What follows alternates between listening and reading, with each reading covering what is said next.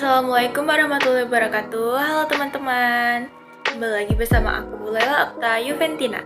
Nah, pada pembahasan kemarin kita sudah membahas fungsi-fungsi manajemen. Pada pembahasan kita kali ini, kita akan membahas tentang konsep manajemen pendidikan tingkat sekolah dasar. Nah, mari kita simak sama-sama. Nah, dalam materi ini kita ada beberapa pokok yang akan kita bahas nih, teman-teman. Nah, yang pertama itu adalah pengertian atau definisi manajemen sekolah dasar. Nah, teman-teman di sini sudah tahu belum sih apa itu definisi manajemen sekolah dasar? Menurut Marini, manajemen sekolah dasar merupakan kegiatan pengelola atau pengatur sekolah dasar. Dengan kata lain, manajemen sekolah dasar berarti penggunaan orang-orang dan sumber daya yang lain untuk mencapai tujuan sekolah dasar tersebut. Di sekolah dasar, kepala sekolah sebagai pengelola perlu menggunakan manusia, material, dan sumber daya finansial untuk memenuhi tujuan sekolah yang ditetapkan. Menurut Marini, guru-guru di sekolah dasar juga memiliki beberapa peran manajemen nih, teman-teman. Nah, yang pertama itu bekerja sama dengan kepala sekolah dan guru-guru yang lain dalam mempersiapkan dan mengembangkan pengajaran, bahan ajar, program, metode, dan penelitian. Yang kedua, berpartisipasi dalam pertemuan yang berhubungan dengan kurikulum sekolah atau administrasi serta organisasi sekolah. Nah, yang ketiga, berkontribusi pada seleksi pengembangan profesional dari guru yang lain. Yang keempat, mengkoordinasi atau mengelola pekerjaan guru-guru lain. Yang kelima, melakukan pengelolaan kegiatan yang berhubungan dengan kurikulum dan berpartisipasi pada bagian yang dibutuhkan dalam review dan pengembangan fungsi sekolah. Dan yang terakhir, berpartisipasi dalam tugas administrasi dan orang-orang yang memberikan dukungan kepada guru serta mengalokasikan peralatan dan material. Selanjutnya adalah kerangka manajemen sekolah dasar. Kerangka manajemen sekolah dasar harus meliputi pernyataan eksplisit mengenai kewajiban dan tanggung jawab semua pegawai sehubungan dengan manajemen pembelajaran siswa dan kurikulum. Manajemen kurikulum sendiri meliputi semua anggota komunitas sekolah dasar yang bekerja sama sebagai sebuah tim. Nah, manajemen sekolah dasar yang efektif memegang peran penting yang memungkinkan guru-guru memenuhi kebutuhan siswa-siswanya. Guru-guru memiliki hak untuk mengharapkan sekolah dasar dapat dikelola dengan baik sehingga dapat memberikan kondisi untuk pengajaran dan pembelajaran yang baik. Selanjutnya adalah ruang lingkup manajemen sekolah dasar. Manajemen sekolah dasar sendiri meliputi 1. Perencanaan semua kegiatan dan program sekolah dasar pada awalnya, yaitu pengakuan, pekerjaan akademik, kegiatan kokurikuler, ujian, promosi siswa ke kelas yang lebih tinggi, pertemuan pegawai, asosiasi guru, dan orang tua.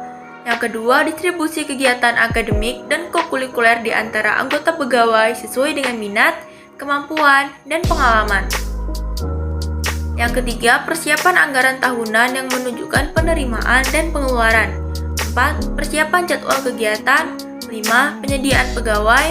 6. Penyediaan peralatan dan furnitur termasuk pembelian, pemeliharaan, dan perbaikan. 7. Penyediaan buku untuk perpustakaan sekolah termasuk pembelian dan pemeliharaan. 8. Organisasi kegiatan kokurikuler. 9. Pemeliharaan catatan. 10. Pengawasan kelas secara reguler. 11. Pengaturan ujian setiap bulan, setiap semester, dan setiap tahun. Dan yang terakhir, yaitu promosi siswa ke kelas yang lebih tinggi, koordinasi pekerjaan guru, dan lain-lain. Selanjutnya adalah sekolah dasar efektif. Sekolah dasar yang efektif merupakan sekolah yang memenuhi kebutuhan yang diidentifikasi secara lokal dari sumber daya yang ada dan menjamin bahwa siswanya datang secara teratur dan memiliki hasil tes yang baik. Menurut definisi ini, sekolah dasar yang efektif lebih memfokuskan pada kualitas hasil daripada kualitas proses yang dilaksanakan. Pendapat lain menyatakan bahwa sekolah dasar yang efektif harus dapat memberikan kegiatan belajar mengajar yang berkualitas tinggi. Nah, sekolah dasar yang baik berbeda dengan sekolah dasar yang efektif. Sekolah dasar yang efektif berkembang secara efektif dengan cara memeriksa baik dimensi normatif maupun prosedural. Keadaan ini menunjukkan bahwa sekolah dasar yang efektif berkembang dengan akses dalam segala arah, sedangkan sekolah dasar yang baik berkembang dengan sukses menurut agenda yang telah disetujui. Yang selanjutnya adalah fokus manajemen sekolah dasar. Manajemen sekolah dasar merupakan proses di mana kepala sekolah selaku administrator bersama atau melalui orang lain berupaya mencapai tujuan institusional sekolah dasar secara efisien.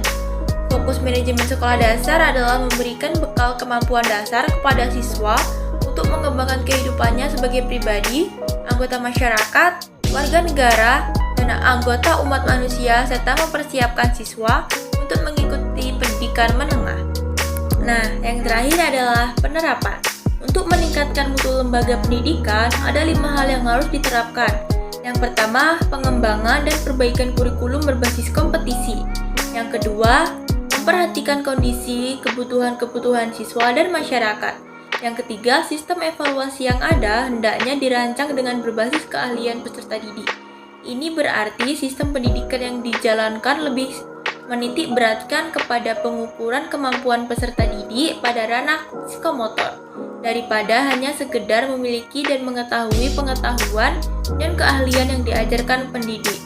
Yang keempat, perbaikan sarana dan prasarana pendidikan, pengembangan dan ketersediaan bahan ajar, dan yang terakhir, menambah intensitas pelaksanaan pelatihan atau training bagi pendidik dan tenaga kependidikan. Ada 2 faktor penyebab perbaikan mutu selama ini tidak berjalan dengan lancar, yaitu yang pertama, strategi pembangunan pendidikan masih lebih besar pada input oriented. Hal ini berarti paradigma yang dijalankan pemimpin lembaga pendidikan terlalu besar pada asumsi bahwa bila mana semua input pendidikan telah dipenuhi, maka akan menghasilkan output atau pengeluaran yang bermutu.